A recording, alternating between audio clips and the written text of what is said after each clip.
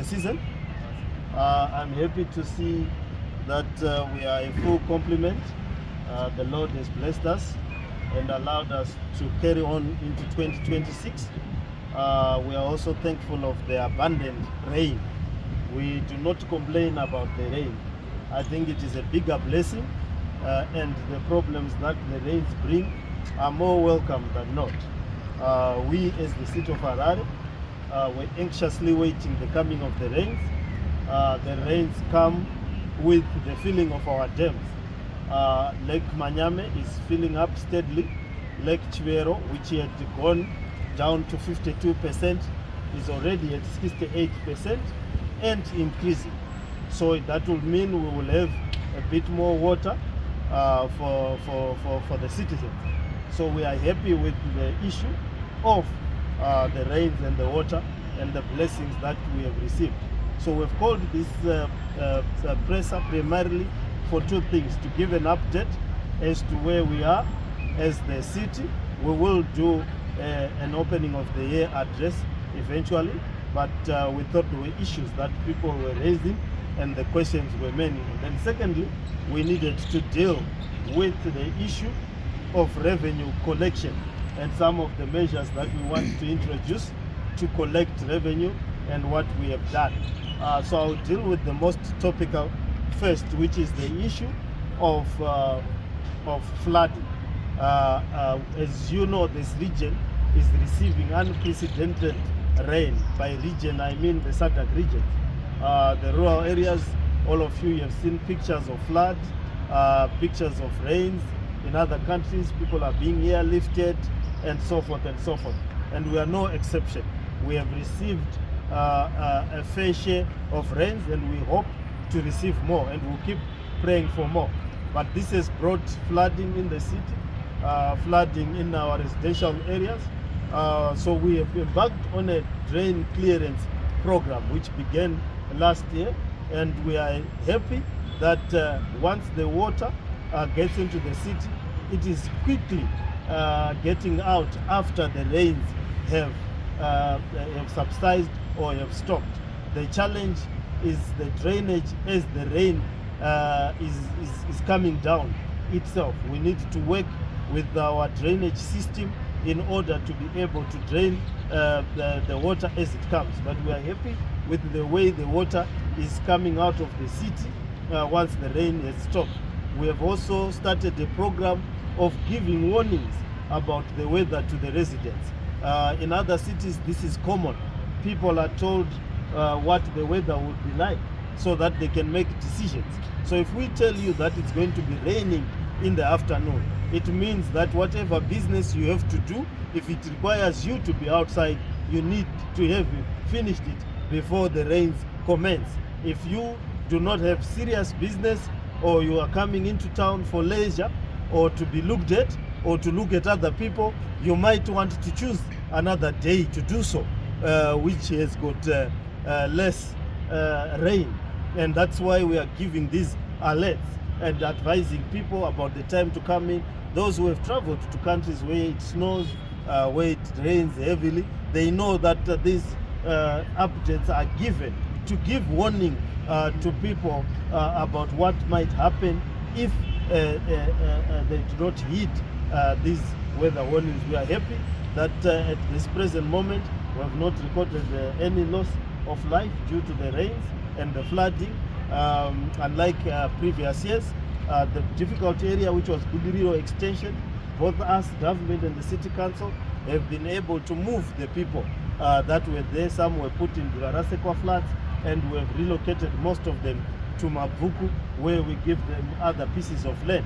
Now we are dealing with other settlements that were irregularly put in places and the civil works were not done. For example, Glenview 7, where there was a biblical flooding type situation at one housing, where the water was flowing into the house with the vegetables. That was created because of the civil works that have not been done according to the development permit that was issued, and the developer abandoned site. And there are many of those sites where developers have not finished the work and have proceeded to abandon their sites. So we are looking to making sure that does not happen. But at the same time, we have got a seamless working relationship with government. We are looking at getting assistance, particularly with the potholes on the roads.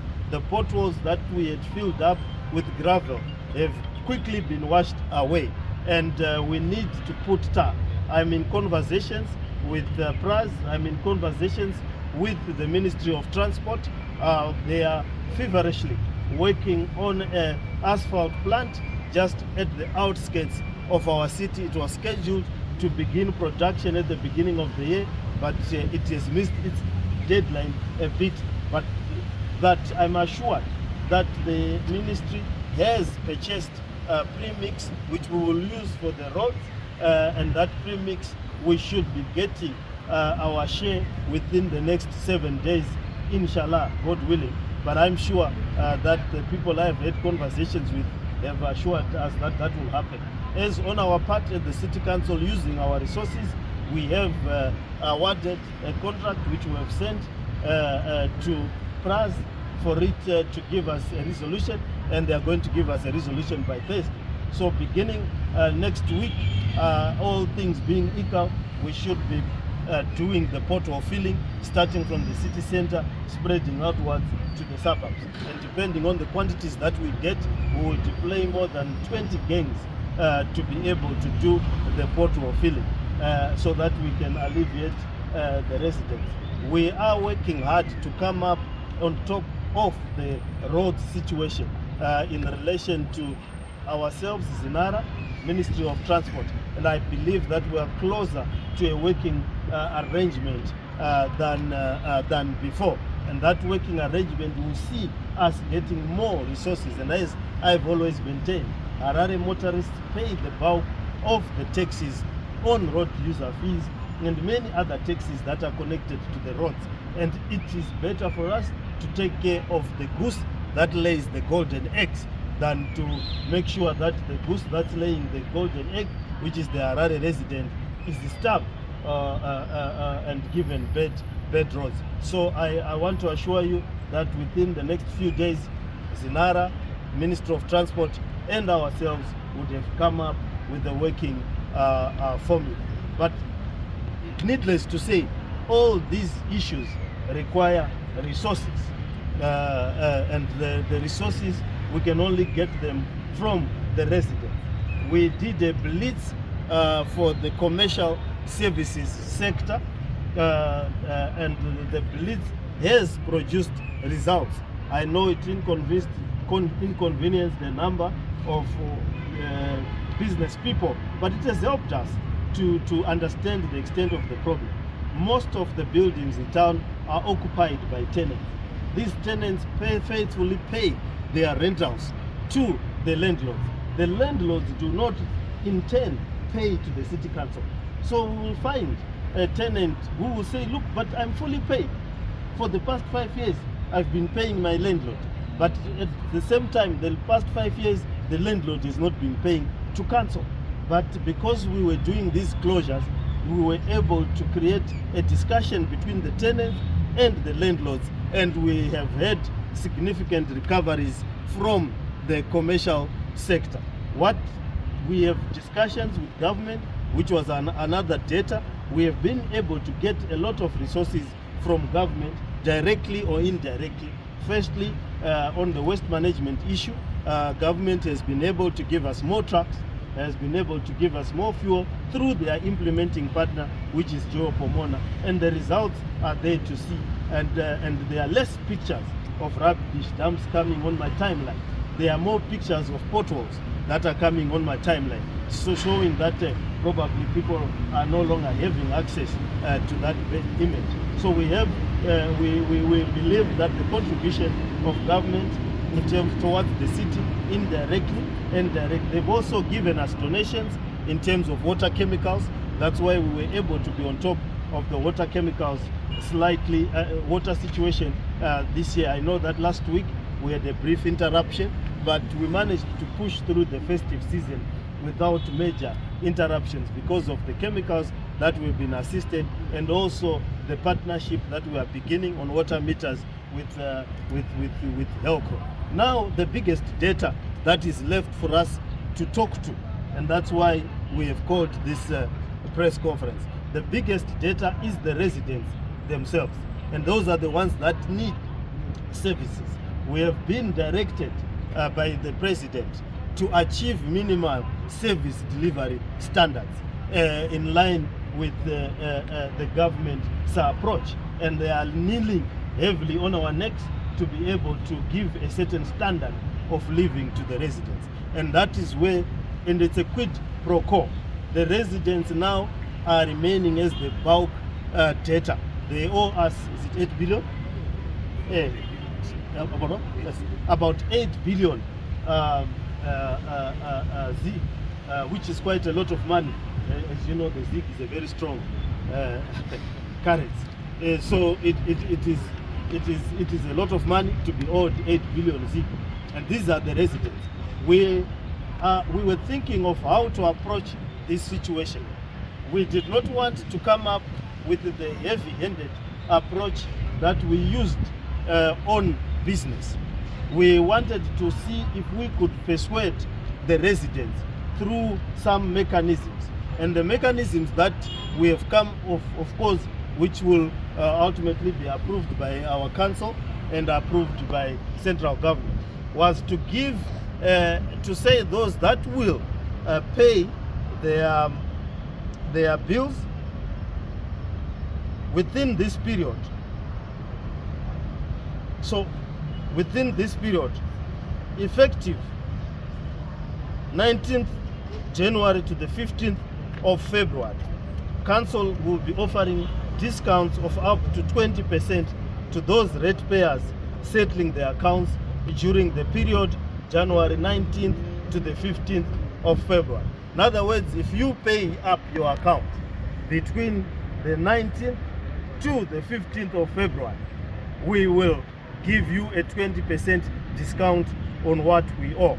So this is a measure to encourage people to pay up before we assume measures that would be many people would consider hard and cruel in this prevailing environment. 2, residents who pay their debts in foreign currency will also enjoy additional benefits, and these are residents including those in the diaspora and other people who might not have access. All customers that are currently paid up, because we don't want to punish those that have been faithfully paying. Anditika vachitiko mazuva pama discount isusu tiri kubhadhara muri kutipanisha.